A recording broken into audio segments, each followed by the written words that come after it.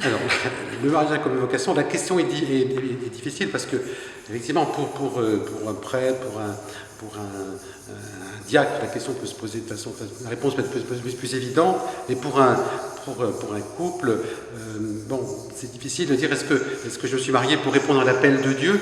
Moi, je dirais plutôt que je vois que dans le mariage, ce que j'aime beaucoup, c'est l'image de l'alliance.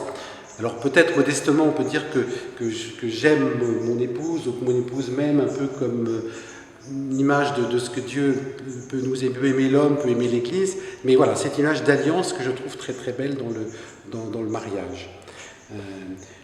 J'ai tendance à voir aussi le mariage comme une sorte de stage d'amour, c'est-à-dire on expérimente un peu sur Terre effectivement un apprentissage de l'amour et chaque jour il faut effectivement décider de rechoisir son conjoint. Chaque jour il faut, malgré la difficulté, les aléas de la vie quotidienne, et ça c'est un exercice qui est à la fois très beau mais en même temps difficile compte tenu effectivement de tout ce qu'on peut voir autour de nous dans un moment où le mariage est quand même très, très en difficulté. Voilà.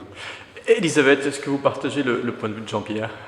Oui, je partage le point de vue de Jean-Pierre. Pour reprendre le terme vocation, donc être appelé, je me souviens lorsque nous nous sommes mariés, en fait, nous nous sommes sentis appelés à être accompagnés par le Seigneur dans notre choix.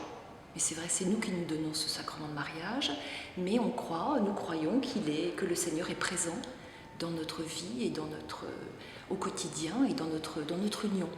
Mais, comme le disait Jean-Pierre, sous réserve que nous décidions chaque jour de continuer ce chemin ensemble et avec le Seigneur. Et se dire oui chaque jour, oui. Chaque jour, jour après jour, c'est facile ? Pas toujours. Pas toujours facile, effectivement. Mais c'est nécessaire, c'est un vrai choix, une décision.